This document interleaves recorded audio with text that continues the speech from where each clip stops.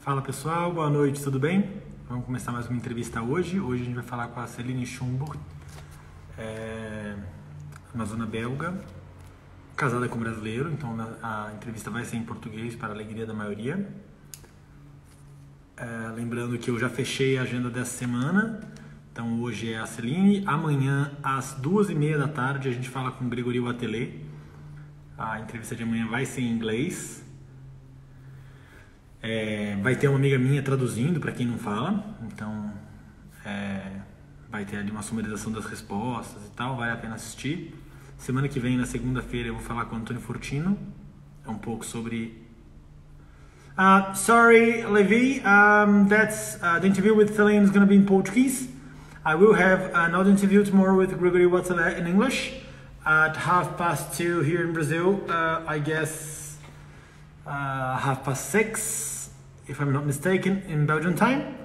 So be happy to join us, but today is in Portuguese. Bom, como eu estava falando, a entrevista de hoje é com a Celine, em português.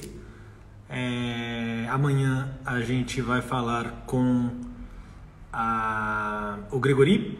Na segunda-feira, o Antônio Fortino.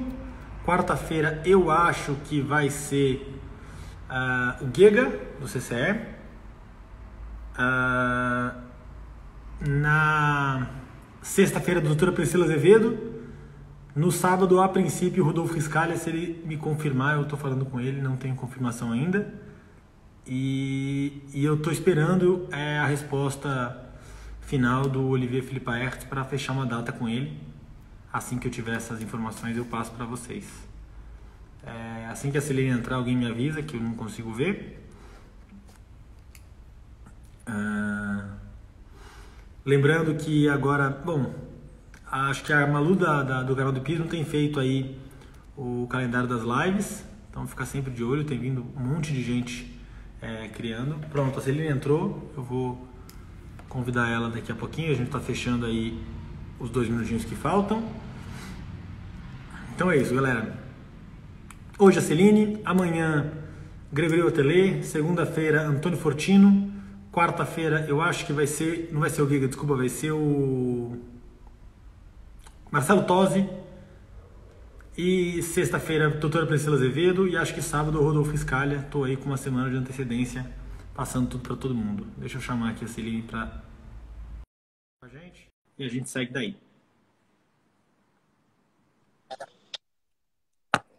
Oi, Celine. Oi, tudo bem? Tudo bem? Tudo Celine, a ótimo. primeira pergunta que eu vou te fazer, para eu parar de ficar enrolando, é como é que pronuncia o seu sobrenome, além de ser o de Azevedo? Eu acho melhor você fazer de Azevedo, que o meu sobrenome é um código.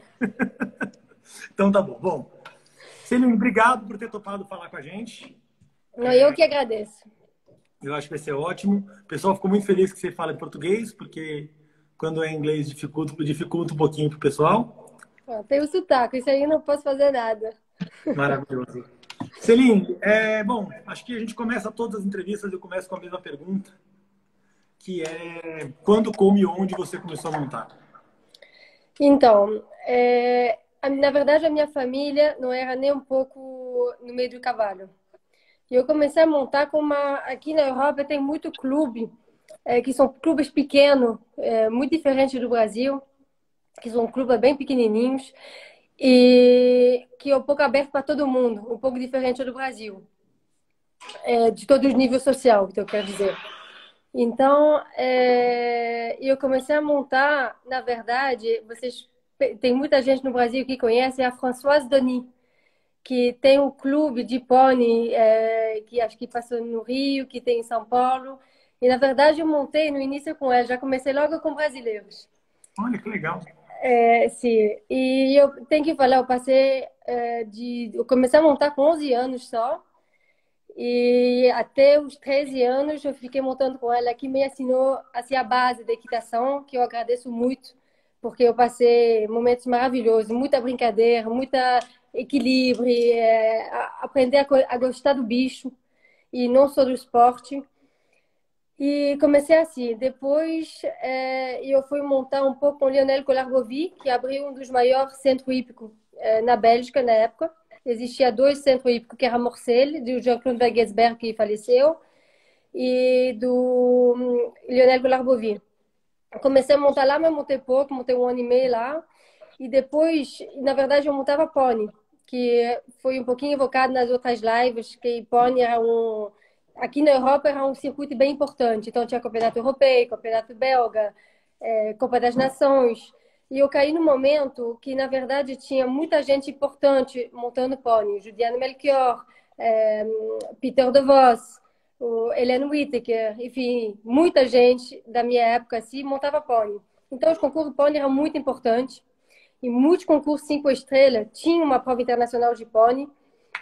E aí comecei assim, eu fiz o esporte bem amador até os 14, 15 anos, até que meu pai começou a querer investir um pouquinho no esporte para mim. Tá fazendo doido. Aí meu pai conheceu o pai do Filipinho e conversou que eu estava querendo comprar pônei para começar a carreira internacional. Nisso aí, eu cheguei um dia da escola, eu recebi uma carta da minha mãe falando, ó, válido ir para o Brasil, passagem para ir para o Brasil. Quando eu fui, na verdade, era para comprar pônei no Brasil. Então, tinha um monte de pônei aqui, mas eu fui comprar meus pôneis no Brasil. E quem estava me esperando lá era o Filipinho, filho, meu marido hoje, que estava com 2 pôneis, que um era do aluna dele, e o outro era da família, que era um cavalo chamado Starboy, que tinha levado pela família Azevedo lá. Que eu comprei esses 2 pôneis, e comprei mais um lá, então comprei 3 pôneis no Brasil, e voltei na Europa. Quando eu voltei na Europa, o Filipinho era em 2000, e eu tinha 15 anos.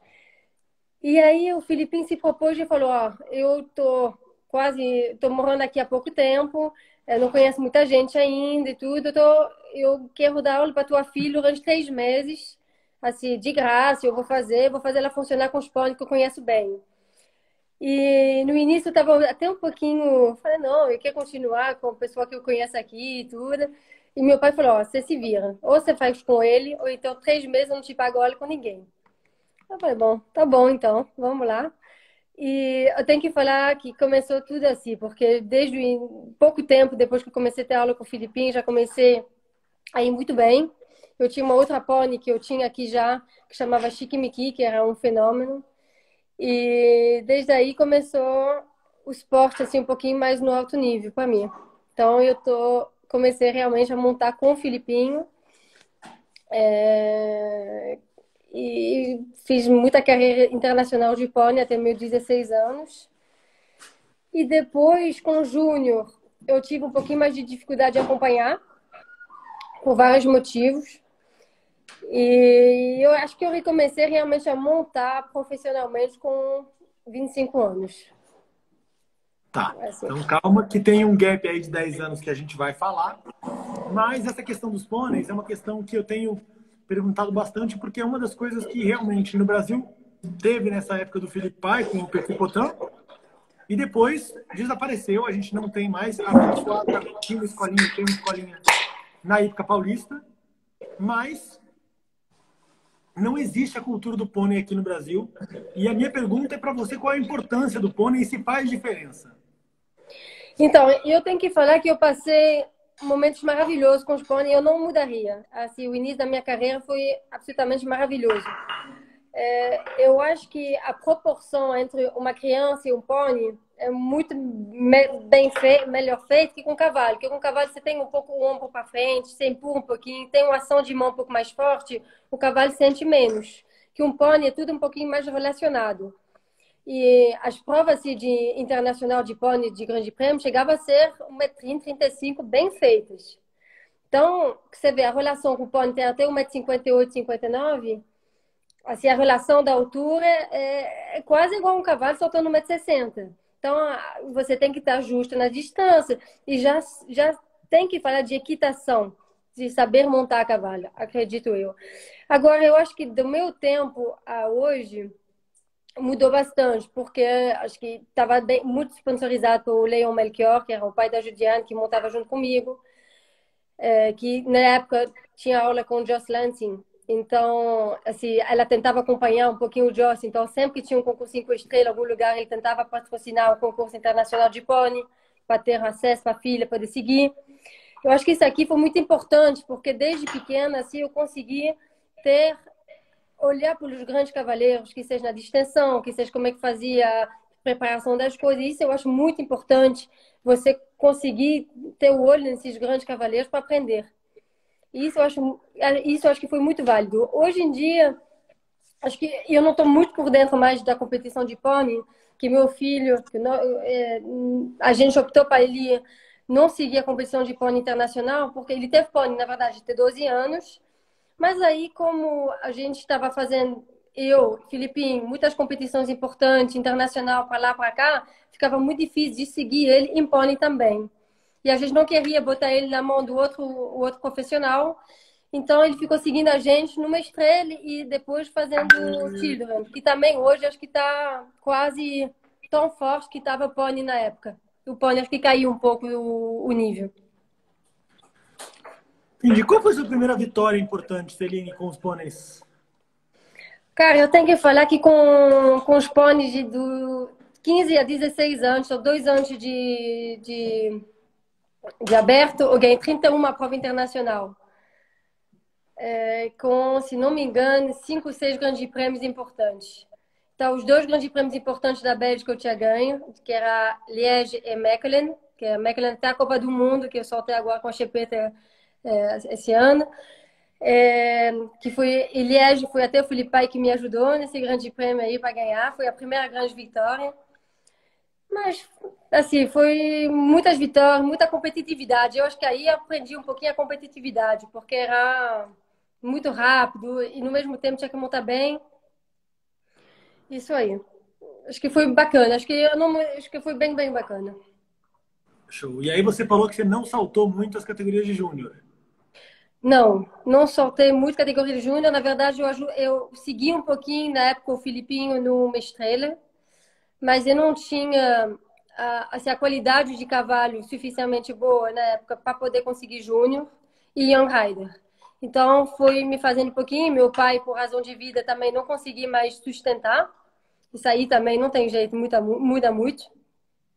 Porque, principalmente nessas categorias de base, você pode ter talento, você pode montar bem, você pode tudo, mas sem cavalo é muito complicado também seguir os outros que têm tudo isso do lado. Então, assim, a gente foi aí eu fui me fazendo daqui a pouco e eu vim morar com o Filipinho quando eu tinha 18 anos, que também é o início para ele também. Então, tudo era bem. A gente fazia como a gente podia, que quem conhece sabe que a gente assim, se fez também ao longo dos anos e começou por baixo e multiplicamos o zero. Então, isso aí estou muito orgulhosa disso também. E aí, pela situação de vida, vamos dizer assim, eu comecei, primeiro eu estava estudando até 18 anos e depois eu comecei a ajudar um pouquinho na contabilidade, que também eu não tinha noção de nada. Mas por acontecimento da vida, que a família do Filipinho voltou a morar para o Brasil, o Filipinho ficou sozinho aqui, com muita coisa para carregar, muita coisa para organizar, e não tinha muita noção das coisas. E uma moça que estava ajudando ele aqui não foi muito legal, roubou, enfim, fez um pouco uma bagunça. E chegou que não se sabia como muito dívida, muita coisa, e aí eu fiquei um pouquinho mão na massa, falei, pô, agora eu tenho que tentar ajudar, ver como é que funciona. E aí começamos assim. E durante esses primeiros anos eu peguei muita parte da contabilidade, da organização, ele fazia parte dos cavalos, também eu não era nem um pouco amazona internacional, nem podia ajudar nesse ponto em nada. Então eu fui fazer um pouco mais da minha parte, ele foi fazer a dele, e aí continuei a montar, sempre, mas mais um pouquinho como pulada. Assim, eu montava 2, 3 cavalos por dia, soltava as provas até 1,35 m, 40, dependia um pouquinho do cavalo. Foi isso que eu acho que eu voltei a montar realmente profissionalmente, eu acredito, quando as coisas melhoraram, quando a gente teve um pouquinho mais de estabilidade, quando eu tive condição também de botar uma pessoa do meu lado para me ajudar um pouco na contabilidade, para me assim, ficou um pouco no meu braço direito, aí que eu recomecei mesmo. Mas sempre foi uma vontade. Você parou por uma necessidade do momento, mas você sempre queria voltar às grandes provas. Ah, com certeza. Na verdade, fazer o 5 estrelas, como eu consegui fazer esses 2, 3 últimos anos, era um sonho, mas era uma coisa que para mim era impossível. Mas eu sempre fui muito apaixonada pelo cavalo, primeiro pelo bicho, que, na minha opinião, esse é o primeiro de tudo. Tem que gostar do animal, senão é melhor não fazer esse esporte. E eu sempre fui muito, não, com certeza, desde pequeno, passava minhas férias inteiras no manege, cuidando dos meus pôneis, brincando, tosando, fazendo. Sempre gostei muito, sempre fui muito apaixonada pelo meio hípico, sempre. Qual é o seu dia a dia nas cocheiras? Hoje você só monta, você mexe na contabilidade também ainda, você mexe com manager, qual é o processo que você tem dentro das cocheiras hoje? Hoje em dia está sendo muito mais parte cavaleira, assim, Amazona. Eu monto muito mais que assim que eu já fiz um dia. Acontece, porque todo mundo sabe, acho que eu sou mãe também, então meu filho eu tenho que levar para a escola de manhã, então eu acordo, eu levo ele para a escola e volto mais ou menos umas 8h30. Aí eu começo, eu monto em volta de 6, 7 cavalos por dia. E aí eu passo umas 2 horas no escritório, mais ou menos, também por dia. Hoje em dia, eu tenho, graças a Deus, uma secretária que me ajuda bastante, porque também tem relação tem investidor, tem gente que é proprietário, tem que meter conta de cada cavalo, tem que manter tudo tem que ter uma coisa bem organizada no escritório. Organização de concurso, transporte, tá tudo muito regrado aqui na Bélgica. Então, é empresa, todo mundo que trabalha na empresa, organizada. Isso aí perde muito tempo. Então, eu só monitorizo um pouquinho tudo e faz assim. Depois volta buscar meus filhos na escola, continua o dia. Bom, mas os dias são muito longos. É difícil a gente acabar uma hora normal, assim. Mas já foi pior. Já foi. Você, então, aí com 25 anos, quando você melhorar um pouco a condição, você volta a montar profissionalmente como Amazona de alto rendimento, certo? Certo. O que clicou? Foi um cavalo que chegou na cocheira? Foi um momento que o Felipe falou, tudo bem, vamos... Porque o Felipe, nesse meio tempo, ele saltava as provas grandes. Sim, e numa cocheira assim é sempre muito complicado. Você tem 2 cavaleiros de alto nível saltando nos 2 5 estrelas, porque aí quer dizer que tem que ter muitos cavalos de 5 estrelas, que já para um cavaleiro já é complicado ter. É, muita despesa também, que isso aí não tem jeito, custa caro. E aí tem também todo lado tem toda a parte do lado, porque o concurso 5 estrelas é uma coisa, mas tem os clientes do lado, tem a manutenção da casa, tem os cavalos novos que estão ficando, tem assim, toda essa parte. Eu acho que na época não era muito difícil fazer os dois juntos, e depois eu não tinha experiência nem condição para fazer. Então eu segui muito o Filipinho. Também eu peguei momentos maravilhosos com isso. Eu acho que eu aprendi muito seguindo ele. Em 2010 ele fazia o Global Tour, seguiu todos, estava em todos os lados. Ajudava até muito nas cocheiras, na manutenção, na programação, assim, olhar o que o tratador fazia, se fazia certo, fazia errada. Eu sempre fui muito dentro dessa parte. E foi um momento maravilhoso comigo, que eu acho que foi um aprendizagem muito importante. E depois, com 25 anos, eu acho que começou a aparecer também cavalos melhores, eu comecei a ter um pouquinho mais de tempo para montar, que não tem jeito. Quando você monta, já pensando que você tem que fazer uma coisa, você tem que pagar a conta, você tem que ligar para o cliente, você tem que fazer, você não consegue montar com a mesma tranquilidade para fazer um bom trabalho nos teus cavalos. Então, isso aí acho que começou um pouquinho. E aí, eu tive minha égua, uma égua de grande prêmio, que era sei lá, a gente está junto, que está ainda comigo hoje, uma égua que chama Bardine, que quem montou no Campeonato Mundial de Caen é o nosso parceiro chileno, que é Rodrigo, é isso aí mesmo, que é Rodrigo Carrasco. Ele montou em Caen, que eu não sei nem que ano foi. Foi... Que ano foi o Caen?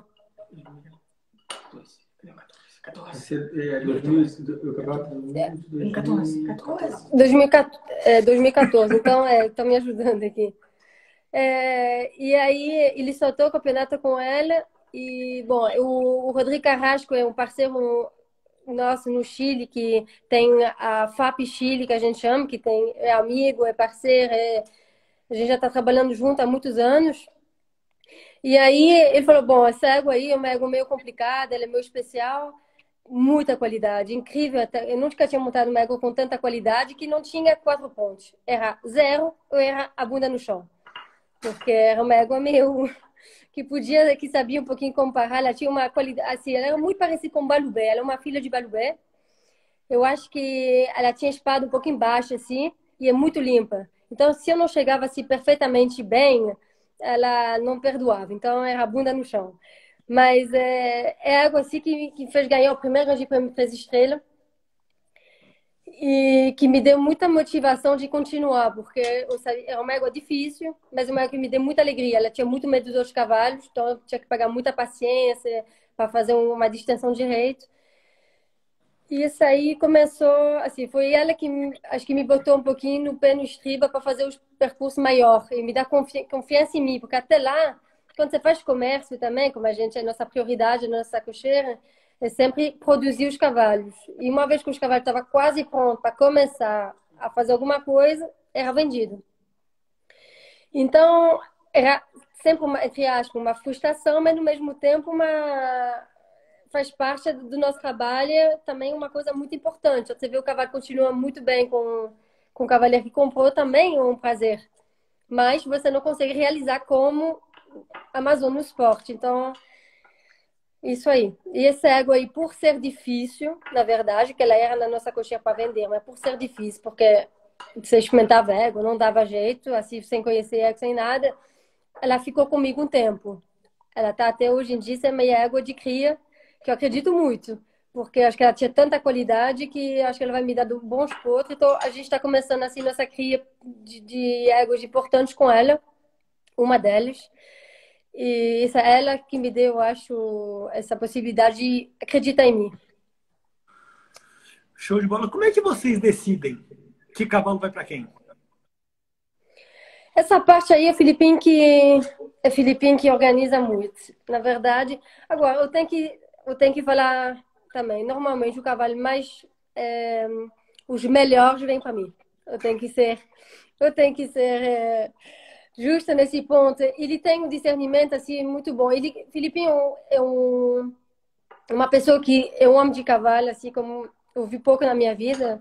Ele sabe escolher o cavalo como ninguém. Sabe ver o cavalo, acreditar no cavalo, perceber aonde vai poder melhorar o cavalo, perceber porque ver um cavalo na pista que está soltando 5 estrelas, que é bom, acho que qualquer pessoa consegue ver e falar, pô, esse cavalo é bom, valeu. Beleza, agora você bota o dinheiro na mesa e você compra, ótimo.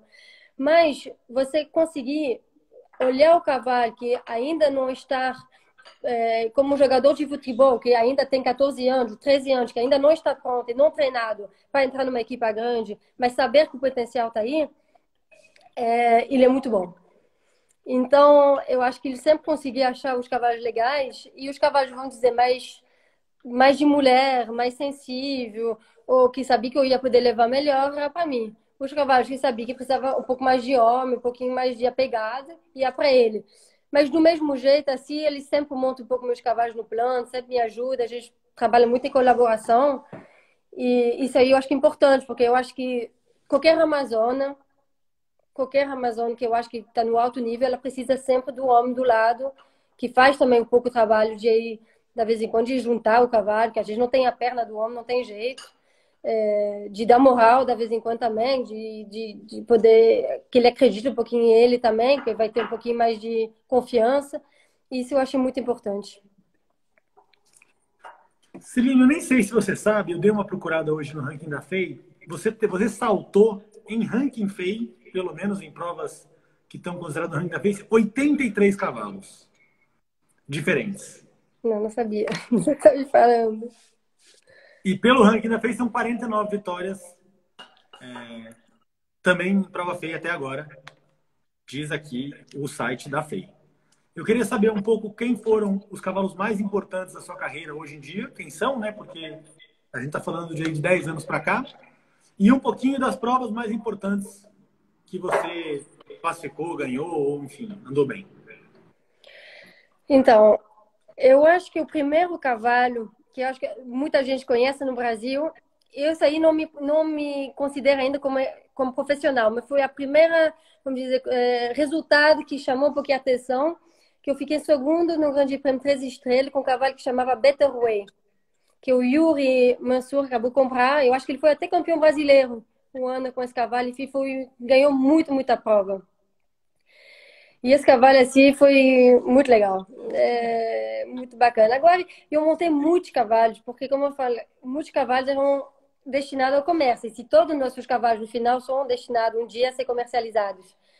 Então, montei muito, muito. Tem cavalos até que eu não me lembro. Eu montei uma égua também que chamava Namur, que também foi muito importante para mim, que era uma égua, acabou de ser, era uma égua de velocidade e que, como eu não tinha assim, o outro cavalo melhor, ela acabou sendo minha primeira égua. Isso aí eu acho que acontece muito também, que você, quando você... O melhor cavaleiro que pode ser, você tem muitos cavalos de ponta, e você tem o teu quinto, o sexto cavalo, que é o teu cavalo de velocidade, que é o teu cavalo bom, mas que você tem outros melhores, então você se dedica mais, ele passa no cavaleiro até menos experiência, até menos qualidade, até tudo, mas você dá mais tempo, mais carinho, mais você presta atenção um pouco mais em todos os detalhes, esse cavalo aí destaca. Essa égua aí, ela fez também, eu me lembro que eu soltei grande prêmio é, ai, de Maastricht, que eram 4 estrelas, também que eu nunca tinha feito, era novinha, com 4, com 8, mas também foi mega importante para mim.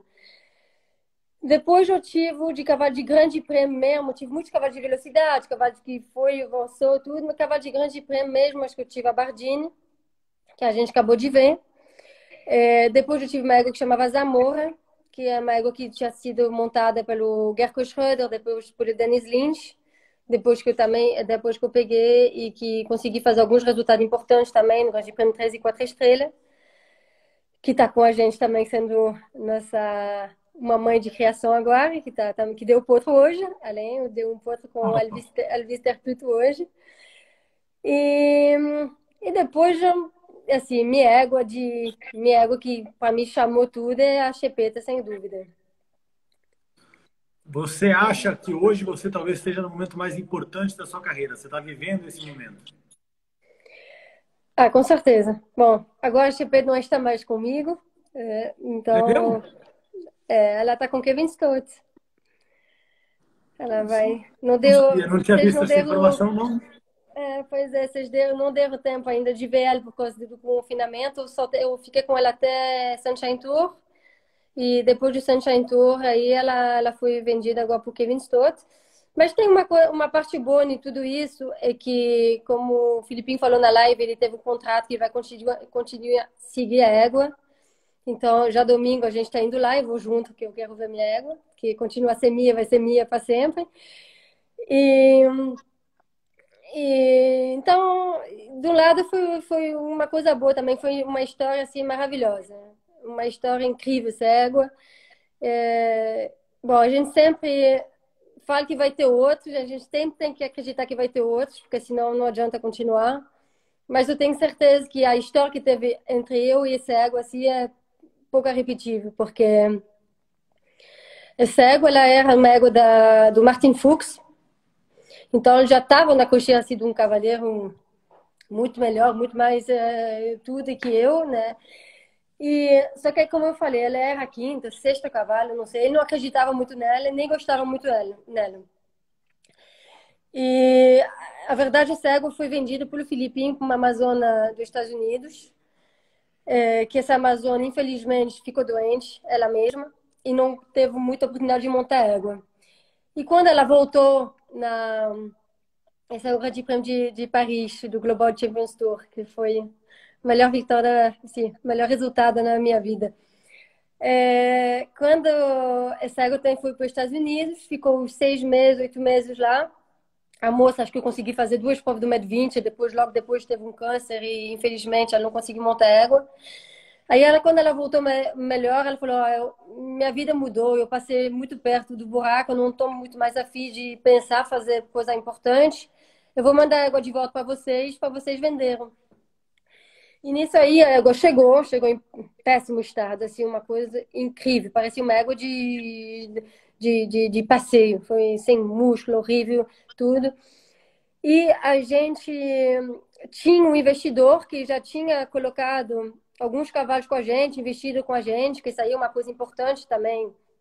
Ter investidor para conseguir ter cavalos de melhor qualidade, manter os cavalos um pouco mais a tempo mais longo e não ter que vender rápido quando tem um benefício, entendeu? Poder conseguir levar o cavalo um pouco mais no alto nível. E a gente tinha feito algumas histórias bem legal. E aí ele falou, bom dia que apareceu um cavalo na oportunidade, eu quero apoiar um pouquinho a carreira da Celine. E aí Filipinho montou essa égua no concurso e falou para mim, Celine, eu acho que essa égua, você vai demorar, vai ter trabalho, mas eu acho que pelo dinheiro que a gente tem para investir, pela circunstância e tudo, a gente não vai achar nada que tenha um potencial melhor. Aí a gente chegou, que a gente repegou a égua, recompramos a égua e comecei. E assim, foi um pouco longo o caminho, demorei um ano para acertar tudo, teve um pouquinho de oscilação de resultado, um pouco bem, nunca foi ruim, mas foi sempre assim, um pouquinho de trocadilho bocadura, um pouquinho para se meter. E depois, quando começou, foi em 2018, final de 2018, Filipinho tinha um convite para ir para Madrid no Copa do Mundo. E aí o Chacomo estava um pouquinho embaixo de performance, não estava muito legal. Falou, ó, pega o meu lugar. Eu falei, você tá louco? Eu não tô nem um pouco pronta para ir na Copa do Mundo, você tá viajando. Aí o Felipe me deu um empurrão na bunda para falar a verdade. Falou, agora você vai. Agora o que você tá querendo mais? É o momento, é teu momento agora. E aí assim que foi. E aí a primeira Copa do Mundo que eu fiz com ela, eu fiz um ponto. Eu não acreditei. Assim, eu falei, assim, não acreditei mesmo. E isso aí que começou, dizer que o ano final do ano de 2018 e todo 2019 foi incrível. Foi incrível, porque a égua foi considerada uma das melhores éguas da Europa, ou do mundo, acho. Até a quantidade de resultado em 5 estrelas em cima de 1,50 m, acho que eu tinha contado, já fez mais de 15 classificações com ela, em cima de 1,50 m. E foi incrível. Essa passagem aí que você passou para mim do Global Tour. Na verdade, quem organiza o Global Tour de Paris, embaixo da Tour Eiffel, é a nossa sócia, Virginie Couperier-Feller. Então, eu recebi um wildcard para soltar nesse concurso. Porque no Global Tour, você sabe, fica tudo fechado. Quem compra o time tá aí, faz todos. Mas não é que você pode comprar um concurso, uma mesa, alguma coisa assim. Então, é tudo muito fechado. E eu consegui o wildcard com o John Roche, na época na FEI. E fui fazer meu primeiro Global Tour. Assim, a gente, na verdade, eu acho que no esporte você tem que focar no que você quer. Não pode querer ganhar a prova em todo final de semana com o mesmo cavalo. Porque senão o cavalo acaba e você não consegue. Você tem que focar em alguns concursos. E quando a gente soube que a gente conseguia fazer, a gente focou, o Felipe falou, você vai chegar nesse concurso bem. E a gente fez realmente um programa muito bem feito. E quando eu fiz, porque no Global Tour você tem que soltar a prova que é uma prova de cronômetro. Essa prova de cronômetro, os 35 melhores classifica para o grande prêmio. Então eu já falei, vou soltar essa prova já para classificar, vai ser bom. Quando eu saio foi 0. Já sai, acho que eu fiquei em 10º na prova. Então já recomecei a segunda, o grande prêmio já bem no final. 0 de novo. Foi não possível. Meu dia, não é possível. E aí, cara, depois de ficar no pódio do lado do Christian Almo e do lado do Kevin Stott, no meio dos dois, para mim é como se eu tivesse ganho, porque foi uma coisa assim incrível. Assim, a emoção, primeiro, de fazer o primeiro Global Tour, de conseguir ter feito esse resultado. Segundo, de estar lá no lugar do meu sócio, que era um sócio da égua com a gente. O pessoal chorava, assim, era uma coisa assim, não tem explicação. Meu filho, que não sabia onde ir também, que fala, minha mãe fez isso, não é possível, que estava lá nos meus braços. Assim, um momento inesquecível. Não tenho que dizer que foi o melhor do mundo. Que maravilha. Ah, que bonito, né? É, não, isso aí. E depois disso, graças, assim, teve a Copa do Mundo, que foram bastante. Eu fiquei em terceiro em Helsinki, em 2019. Fiquei em sexto em Madrid. Sim, fez bastante resultado, bem significativo com o cego. Mas eu vou dizer, cego, eu estava querendo dizer mais cedo, é que a relação que você tem entre o cavalo e um cavaleiro é muito importante. Eu senti que essa égua, uma vez que a gente se conheceu, uma vez que a gente conseguia achar um pouquinho uma outra, eu podia chegar no fogo que ela passava comigo. Mesmo se eu errasse, até em Paris, eu errei uma distância, mas ela se jogou para cima e falou: eu não vou bater, sabe? Ela é uma égua que fazia tudo por mim. Isso eu acho que é muito importante, a relação que você consiga ter com o teu cavalo. Para mim, assim, talvez é um pouco papo de mulher, eu não sei, mas para mim é uma coisa primordial. Eu amo meus cavalos, eu tento dar tudo para eles, que eu tenho certeza que eles me dão um retorno, tudo que eu dou para eles. Maravilha. Celine, você está falando isso e a gente teve tá tendo um debate no Brasil esses últimos tempos, um pouco por causa das lives, que é essa coisa do proprietário do cavalo de grande prêmio. Ou, enfim, como é que se segura um cavalo desse durante 2 anos? Como é que segura a proposta? Como é que isso acontece aí com vocês, que é uma cocheira especificamente de comércio? Pois é, essa é uma questão meio delicada e sempre um pouco difícil. Eu acho que depende muito do proprietário que você tem. Tem proprietário que não espera muito retorno financeiros, então que gosta do esporte. E, pô, o intuito dele é ver o cavalo, ver o cavaleiro dele, tá lá no pódio, curtir com a família, curtir a vitória. Isso é, na verdade, o melhor que tem. Porque você sabe que você pode fazer teu cavalo com calma, que você pode pensar na carreira dele a mais longa possível, porque teu proprietário está do teu lado, te apoiando, te ajudando financeiramente, porque não é uma coisa fácil. É você bancar um cavalo em 5 estrelas, porque não é só concurso, que tem todo o lado. É um tratador bom, que muita gente fala muito pouco do tratador, mas é primordial você ter o teu tratador que faz tudo que tem que fazer do lado, é massagem, é gelo, é dar comida na hora certa, dar os complementos certinho. Tudo isso faz muito parte do resultado do cavaleiro. Sem tratador bom, eu acho que o cavaleiro não vai fazer é, um resultado na pista. Então, o ferrador, o veterinário, assim, tudo isso eu acho que é um programa, é um time que você tem que ter do teu lado para fazer resultado, mas tudo isso, claro, que gasta muito dinheiro também quando você quer fazer bem feito. Então, você precisa do teu proprietário do lado para te apoiar. E você saber que ele está do teu lado, que ele não está te forçando a mão para vender teu cavalo, você consegue ainda fazer melhor.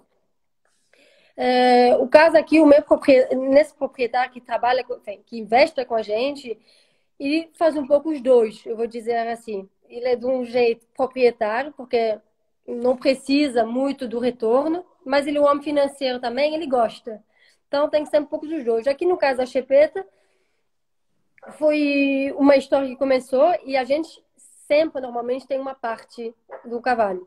Então é muito mais fácil também. Você é dona de uma parte, pelo menos, que você está montando. Então, quase todos os cavalos que estão nas nossas cocheiras, a gente tem gente ajudando, a gente tem gente investindo, tem parceiros, mas a gente tem sempre alguma coisa dentro para poder também dar credibilidade, porque a gente acredita no que a gente faz e que a gente pede para investir. Então, isso aí é muito importante. Eu acho que você consegue também levar a carreira do teu cavalo um pouco mais longa. E no caso da Chepeta, foi um pouco isso. Primeiro, acho que não é uma égua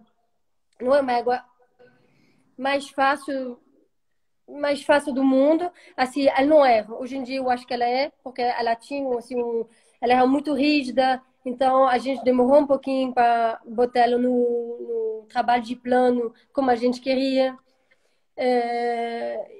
Então demorou esse ano todo um pouco de transição e claro que no início do ano, quando começou realmente a fazer muito resultado, teve algumas propostas, teve alguma coisa, mas a gente conseguiu segurar até que agora não deu mais e no final foi antes do tudo isso acontecer, a água já tinha 12 anos.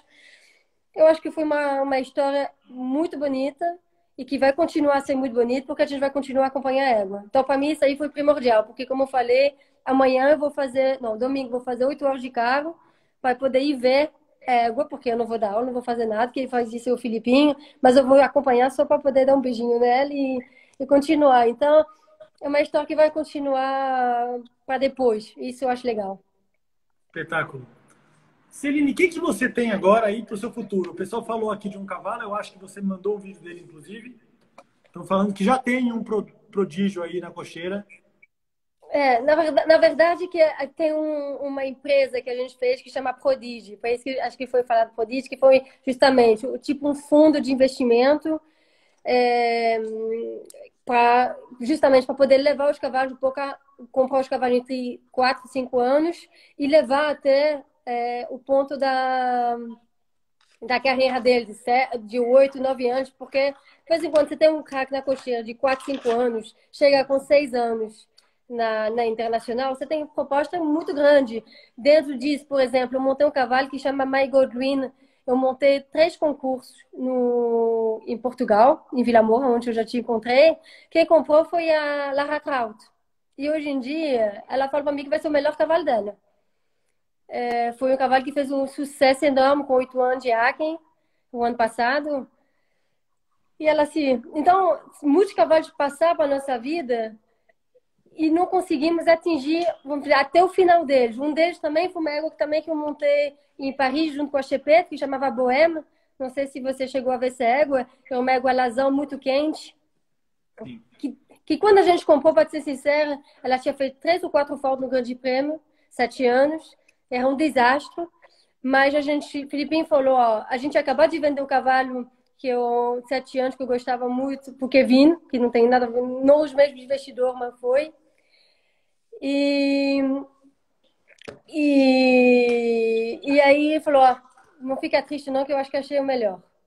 De lá, acho que a gente experimentou, a gente fez 3 saltos. Não saltamos mais que 1 metro com égua. A gente montou égua de um ano e foi vendido logo depois de Paris por Ashley Bond, que está hoje em dia saltando nos Estados Unidos, que está Estados Unidos. apaixonado na égua, que me manda vídeo quase toda semana da égua soltando, da égua fazendo tudo. Então também uma satisfação, sabe? De você poder fazer os cavalos também, levar os cavalos e ver depois. Mas, no mesmo tempo, você quer também fazer esse esporte, porque você tem os dois lados, o lado comerciante e o lado do esporte. Então sempre fica um pouquinho na divisão. Então a gente fez, volta um pouquinho no meu coisa, a gente fez a Prodid, que é tipo um fundo que permite a gente ter um pouquinho mais de fundo financeiro para poder levar esses cavalos que a gente sabe que já passou para nossa casa, que hoje em dia são cavalos de 5 estrelas. Tem um outro também que está soldando com Daniel Deusser, que chama Callisto Blue. O outro que soltou que está soltando com McLean One, que chama Gigi Girl. Entendeu? São todos esses cavalos que passaram para nossa casa. Que a gente fez, levamos, e quando estava pronto, vamos dizer, o diamante estava lapidado, estava pronto para botar no anel e dar para a namorada, a gente tinha que vender. Então a gente fez essa prodígio para tentar justamente levar até o final e vender o anel, o diamante já no anel pronto. E isso foi a Prodígio. A outra parte, a gente tem a FAP, a Ecurie FAP, que tem também cavalos ótimos.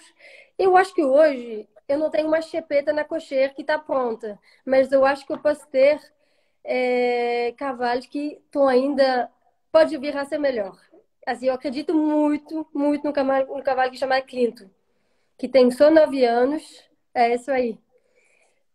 Esse cavalo aí é uma sensação que eu não posso explicar, de salto. É uma coisa que ele bate o chão com uma leveza, com uma serenidade, assim, ele quer fazer zero. Ele não é o mais convencional do jeito que ele salta, e de vez em quando ele tem uma técnica um pouquinho dele, mas o que você sente em cima é uma coisa diferenciada. Eu acho que também o sentimento do cavaleiro é uma coisa que é primordial. Não é sempre que você vê. E eu acho que esse aí vai ser o cavalo melhor que eu já tive até agora na minha vida. Eu acho que ele vai soltar Grande Prêmio 5 estrelas, cavalo. E é bom. E depois, você sabe, o cavalo bom, ele tem que ter uma genialidade. É como o artista, é como os cantores importantes. Eu acho que ele tem que ter uma genialidade diferenciada. E esse cavalo é tudo. Você vai na cocheira, você já vê o jeito que ele te olha, o jeito que ele... Que você paduz, assim, ele tem uma coisa, ele te olha de um jeito diferenciado. Isso aí eu não posso, eu acho que ele é muito, muito bom. Depois eu tenho 8 anos que chama Caprice, que é um garanhão filha do arco, que já tá, esse aí tá pronto, ele é uma coisa mais fácil do mundo de montar, redom grossa, sem boleteira, salta em tudo quanto é lugar. Só tô até com meu filho, com 7 anos, no campeonato Children, campeonato europeu Children, então é o cavalo que eu confio a 100%, eu acho que é o cavalo também que vai fazer Grand Prix muito importante. E eu tenho também um filho de Balubé de 10 anos, que chama Keops, que é um cavalo um pouco mais sensível, ele é muito quente, ele tem um pouquinho de botão dele, mas também é uma máquina. Então eu acho que eu estou bem montada assim com esses 3 cavalos, que tô louco para recomeçar os concursos, para falar a verdade. E a gente preparou eles de oliva com calma. Sunshine Tour começamos, infelizmente teve que parar um pouco mais cedo. E, e eu acho que eles vão chegar longe. Talvez até mais longe, enfim, difícil falar mais longe que a Chepeta, mas eu acho que eles podem atingir pelo menos esse nível. Celine, qual foi o momento mais difícil da sua carreira até agora? Eu acho que eu não posso dizer que eu tive derrota ainda, alguma coisa que me aconteceu que estava esperando, porque acho que eu sou ainda nova no esporte de alto nível para falar, é, assim como a gente já escutou nas outras lives. Eu acho que um momento que foi bastante difícil para mim é quando, como eu estava falando mais cedo, no pônei era assim, talvez a melhor Amazona belga, uma das melhores Amazona belga. E eu tinha um pouco tudo que eu queria. Eu tinha meu caminhão, tinha minhas cocheiras privadas, assim, eu conseguia me manter bem. E depois, Júnior, Rider, eu não consegui seguir. Por causa de motivo da vida, por causa que meu pai não conseguia financeiramente, por muitas coisas que eu não consegui. E aí foi um pouco, vou continuar a viver cavalo, certo? Porque eu amo isso, mas eu nunca vou ser a Amazônia que eu achava que eu podia ser. Acho que foi mais acho que foi mais aí. Mas eu não posso dizer que teve uma derrota, uma coisa para mim. Claro que eu vivi outras coisas seguindo o Filipinho, essas coisas, que com certeza a gente fica emocionando junto, porque a gente, se quando um tá na pista, o outro é um pouco igual que a gente está montando. É uma coisa mas meu pessoal acho que está ainda para chegar, infelizmente. Celine, eu acho que você falou um pouco sobre a gente tem que ter um plano de vida para o cavalo, né? Tem que saber onde a gente quer chegar. E eu acho que quando a gente é cavaleiro, talvez também. Você estava falando, você foi uma das principais Amazonas belgas na época de júniors. E você tem hoje, na equipe belga de, de salto, nomes gigantescos. Você tem os irmãos Filipe Aert, você tem Gregory Otelé, Jérôme Guéry, Peter DeVos. Você tem uns nomes muito fortes. É o seu sonho, a sua meta, voltar às equipes a representar a Bélgica como equipe principal? Existe um lugar, talvez, de você representar o Brasil? Existe essa possibilidade? Ou não, a meta mesmo é ser talvez o maior comerciante ou um dos maiores centros comerciais da Europa e do mundo? Então, eu acho que hoje, assim, é sempre difícil você falar por si sem pretensão. Mas eu acho que hoje eu sou considerada, assim, justamente eu estava falando pelo Gregory, pelo Jerome, pelo tudo, é, e pela federação mesmo, vou até te explicar por quê. Dentro do quadro A, B, dependendo um pouquinho dos cavalos que você tem no momento, mas com certeza dentro dos melhores belgas. Por exemplo, agora teve abrir o Aix-la-Chapelle. Estou abrindo um treinamento, por causa que a gente agora não está podendo ter concurso. Abrir um treinamento para o quadro A da Bélgica, da Holanda e da Alemanha. Sou um chefe de equipe de cada país que estão organizando isso. E me chamaram para poder ter a possibilidade de treinar com meus cavalos de Aachen. Eu vou na sexta-feira que vem. Então, que eles me faz assim, que para ele faz parte do quadro A e dos representantes da Bélgica. Isso aí, eu acho que eu consegui, com os resultados que a gente fez com esses últimos 2 anos, eu acho que eu consegui botar o pé no estribo dentro desses grandes nomes. Claro que eu não me chamo Jérôme Guéry ou Gregory Watley ainda, mas acho que a gente Mas você se chama já tem. Celine Azevedo. Mas acho que, assim, tá tendo a consideração do chefe de equipe, da federação, e de ser considerado como uma das melhores Amazonas belga. Então, sempre, eu acho que sempre tendo um cavalo, hoje em dia eu vou ter a possibilidade de poder representar meu país, que já era uma coisa que estava prevista esse ano, de entrar em Copa das Nações e de representar a Bélgica. Eu amo a Bélgica, eu tenho que falar que eu gosto de soltar pela Bélgica, eu gosto do esquema aqui e tudo, mas eu me sinto também bastante brasileira. É, nunca foi, assim, Felipe, a gente já até cogitou, até já falou, vou ter que pegar o passaporte, nunca se sabe.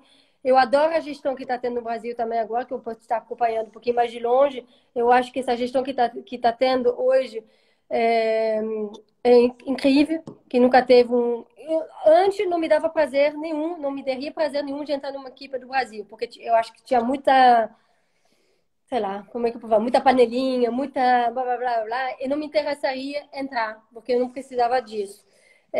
Hoje, dá até a vontade de entrar numa equipe do Brasil pelo ambiente que tem entre os cavaleiros, ambiente que tem entre o chefe de equipe, entre o Pedro, com o Pedro, com todo mundo, e eu vivo assim um pouquinho de forma de dentro também, eu acho muito, muito legal. Então, se você me falasse hoje, você pode soltar para o Brasil, também eu toparia, porque eu acho legal.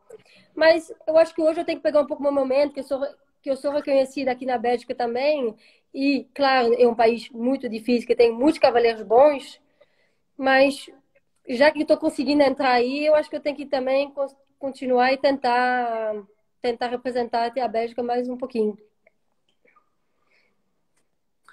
Sensacional. A gente tem 9 minutos ainda. Eu tenho uma pergunta agora que você falou dessa coisa da equipe para fazer, mas eu vou deixar para o próximo bloco porque talvez ela se passe. Então, eu vou fazer aquelas perguntas rápidas que eu fiz meio para todo mundo, Uhum. para a gente ter também. Que é, se você pudesse ter hoje qualquer cavalo do mundo na sua cocheira para você montar, que cavalo seria esse? Alicia, Alice. Um cavalo da história. eu acho que Balubé. Tudo bem. E aí é uma pergunta que é até meio ingrata, mas se você traria um cavalo de volta para sua cocheira, que você já montou, qualquer cavalo de volta para você poder montar de novo. Eu vou te falar que o cavalo que é da minha cocheira, mas que eu nunca montei. Mas eu gostaria muito de ter tido a oportunidade de montar. Eu tenho um carrinho incrível, é o especial. Especial. É um cavalo que eu não posso explicar, porque eu nunca, assim, eu montei no plano, mas poucas vezes. Mas é um cavalo que eu gostaria de poder montar, poder ter montado um dia. Muito bom. Um cavaleiro hoje no cenário internacional que você se admira, você se espelha. Ou Amazônia, Cara, né? eu acho que tem muitos cavaleiros. Eu gosto de olhar bastante. Assim, é uma coisa que eu faço muito. Eu montando, não montando. Eu vou sempre de manhã cedo olhar, montar meus cavalos, mas eu sempre olho muito como é que todos eles estão montando. É, eu adoro o Daniel Deusser, mas eu acho que o que eu admiro mais como cavaleiro e coisa é o Steve Gerda. Eu adoro o ritmo de galope que ele tem, a facilidade, parece tudo fácil com ele. E isso eu gosto muito, que não é um cavaleiro que parece que monta o cavalo, que cabeça alta aí, vai galopando com o obstáculo, cavalo sempre. Isso eu gosto dessa naturalidade. Muito bom. Eu vou entrar nas perguntas que já são do segundo bloco, porque a gente ainda tem uns 7 minutinhos. A gente tem 3 mudanças grandes que aconteceram no esporte aí nos últimos anos, para falar a verdade. Uma delas, que é a primeira que eu quero te perguntar, é sobre a regra do Mundial, que a gente teve desde Tryon, a gente não tem mais o rodízio nas provas. Então, eu acho que tem pontos positivos e pontos mais negativos. Eu acho essa coisa de fazer igual o Barcelona, de poder você revezar entre os cavaleiros, isso eu acho bem bacana. Porque Ah, quem. isso é a Olimpíada. Ah, é. Pode ser Não, da mas como em Olimpíada. Barcelona, a Olimpíada agora vai poder revezar também. Isso não, é que eu estava falando do Mundial que não tem mais o rodízio. Ah, desculpe. Eu acho uma pena. Eu acho uma pena porque eu acho que era assim, aquele momento que todo mundo esperava. Era incrível você poder ver um cavaleiro montar o outro cavalo, ver como é que ele faz, como é que ele vai se adaptar, como é que ele vai. O sentimento, ver se ele vai fazer do jeito dele, ou se ele vai tentar copiar e montar igual outro cavaleiro para pegar a segurança. Eu acho que tudo isso é assim, a melhor coisa. É, só que eu acho que o nosso esporte está virando assim, uma coisa também com muito economicamente também cada vez pior, melhor ou pior seja. E cara, o esporte não é mais o esporte, virou um pouquinho também muito nesse sentido, pensando muito no dinheiro, pensando quanto que vale o cavalo, o que pode acontecer. Eu acho uma pena, porque o esporte acho que tem que continuar o esporte. Não acho que os cavaleiros bons não vão. O que vão fazer com o teu cavalo, assim, 8 obstáculos? Vai fazer uma fotinho, vai chegar um pouquinho mais longe, um pouquinho mais perto, mas não vai conseguir quebrar teu cavalo para fazer isso. Então, certo que é uma coisa difícil para os cavalos, mas eu não acho que os cavalos passem por um momento mais fácil, vão passar por um momento mais fácil só porque não vai ter essa prova. Show. Agora sim, Olimpíada. Então, eu vou continuar que comecei. Então, eu estava falando, eu acho muito legal de poder revezar. Isso é uma coisa que eu acho uma ideia maravilhosa, porque não é todos os dias que o teu cavalo está melhor, um cavalo pode estar... E você poder sentir, não, revezar e dar a chance de todo mundo participar, isso eu acho muito bacana. Agora, eu acho uma pena que fazer esse esquema de menos cavaleiros vai abrir por mais países certos, mas muitos países que não têm condição de estar numa Olimpíada. Então, eu acho que isso aí vai baixar um pouquinho o nível do esporte. E que, sendo como um país, como na Bélgica, como até no Brasil, como na Alemanha, como na Holanda, vai ter muito mais que esses cavaleiros, que esses 4 cavaleiros podendo Santana, vai ter quase o dobro com as condições, e que vai ter muitos outros países sem condição nenhuma, ou talvez com um participante. Então, isso aí eu acho que, de novo, economicamente, claro que as pessoas vão vender mais cavalos nos países emergentes, para gente que vende cavalos, talvez, pensando nesse lado, é melhor. Mas, primeiro, o esporte. Eu acho que o esporte é mais importante que tudo. Eu acho que isso é um pouco pena, que vai abaixar um pouco o nível da Olimpíada. Assim, pelo menos no início, as primeiras provas. Com certeza, nas finais, assim, no momento que esses países não vão mais seguir, vai voltar. Mas no início das provas, eu acho que vai ser um pouco mais light. Tá ótimo. Celine, como a gente tem mais 3 minutos só, eu acho que vai acabar estourando se eu entrar em qualquer um dos próximos temas que são um pouco mais longos. Eu vou encerrar essa live e vou abrir a Tá. próxima para a gente aí responder alguns temas que eu marquei aqui. E aí, se as pessoas quiserem fazer pergunta ou pedir história, é hora deles falarem. Pode ser? Pode ser, tá tranquilo. Então Até tá bom. já. Peraí, eu já volto. Obrigada. Obrigada.